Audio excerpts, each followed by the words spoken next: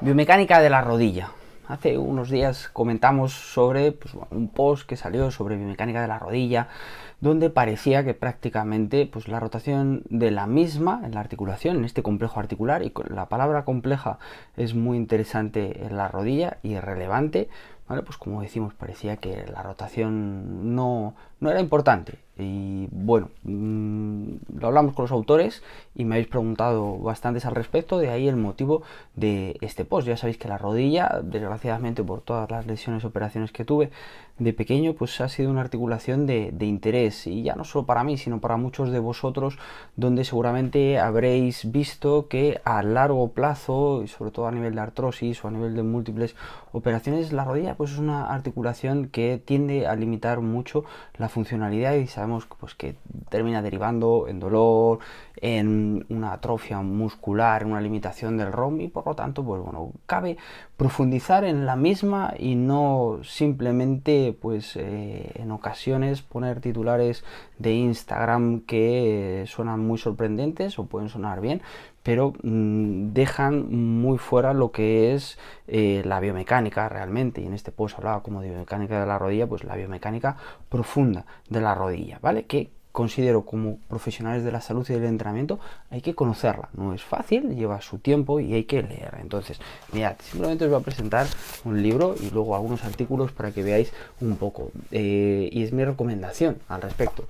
Kapandji, Fisiología Articular, libro que tiene ya más de 20 años. Y si os vais a la página 96, aquellos que estudiamos en su día en la facultad este libro, y no lo agradeceré lo suficiente a esos profesores que decidieron impartir este tipo de materia en biomecánica y menos orientada a la gestión de newtons, ¿vale? Pues bueno, aquí tenéis cómo pues los movimientos de la rodilla difieren en cuanto a la longitud de los cóndilos, cómo se producen esas rotaciones. Tenéis también, si vais un poco al papel de los meniscos, cómo los meniscos en las rotaciones de las rodillas se comportan de manera diferente, y un largo etcétera, que sí, efectivamente hay que leer, hay que tratar de entender, y no se entiende de un día para otro, ¿vale? Fijaros aquí la rotación interna y externa que hace la tibia respecto al fémur y cómo puede afectar eso a la colocación de los ligamentos. Eso en primer lugar, ¿vale? Y es mi recomendación de base.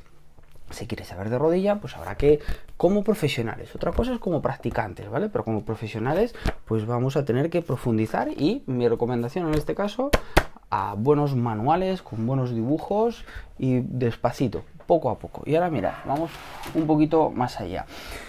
¿Los libros se nos quedan cortos? Pues os voy a poner 2 o 3 ejemplos, que luego pondré las imágenes porque aquí no lo vais a ver, pero vamos, hay varias cositas muy interesantes. Por ejemplo, se hablaba mucho de la flexoextensión, y claro que es el movimiento fundamental de la rodilla. Si queremos saber sobre esa biomecánica anterolateral de la rodilla, aquí tenéis trabajo de Amis, ¿vale? En una publicación de rodilla muy interesante, donde evaluamos rodillas in vivo y evaluamos cómo, por ejemplo, en esta gráfica que es muy interesante, cómo responde la rodilla a determinado tipo de desplazamientos de rotación, porque por supuesto es un mecanismo que puede, cuando se combina con determinadas cargas en valgo o en flexión, puede ser una de las causas que deriven en lesiones del ligamento cruzado anterior.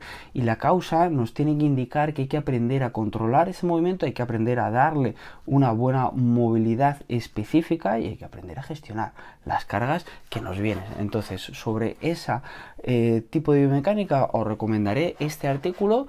Y cuando ya entramos en movimientos de rotación que no están controlados, ¿vale? Lo que se llama inestabilidad rotatoria de la rodilla, os recomendaré pues este, por ejemplo, de Hughes, que se trata directamente, el título es Diagnóstico y tratamiento de la inestabilidad rotatoria de la rodilla, muy interesante, ¿vale? Y este, que es un documento de consenso desde 2017, ¿vale? Que trabaja sobre un grupo de expertos en ligamento, ¿vale? Que trabajan sobre el manejo de la rotación y la inestabilidad interna de esa rodilla. Eso a nivel de biomecánica avanzada.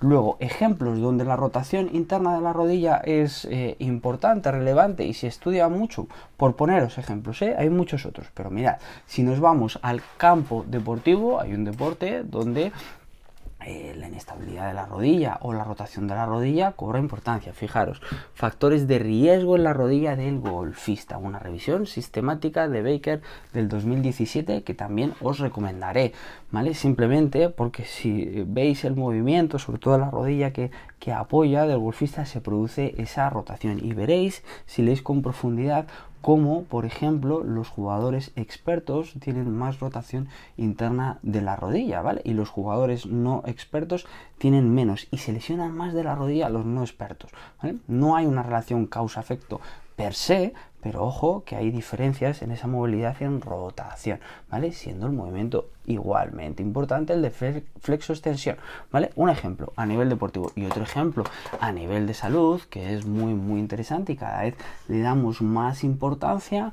Aquí lo tenéis y el título dice tal cual, ¿vale? De Komnick y colaboradores del 2018 nos dice cómo se compromete la rotación interna de la rodilla cuando te hacen una artroplastia, cuando te cambian la articulación de la rodilla y cómo afecta eso al subir y bajar de las escaleras, ¿vale? Cada vez se hacen más reemplazos de rodilla y cuando te reemplazan la rodilla, una de las cosas que se pierde es esa rotación interna y va a afectar actividades de la vida diaria. Entonces, a nivel como opinión y como estudioso de este tipo de articulación, considero que, pues, cuando menos tenemos que estudiarla, tenemos que ver cómo influye y tenemos que ir más allá de el simplemente decir en un post, oye, que es que no hay que hacer rotación interna y externa de rodilla. Ojo con eso, ¿vale? Si alguno quiere más información, pondré los enlaces de los artículos, los títulos, para que trasteéis un poco. Son complejos, se necesita tiempo para leerlos y mucho tiempo para irlos integrando, pero ahí está lo bonito de nuestra profesión.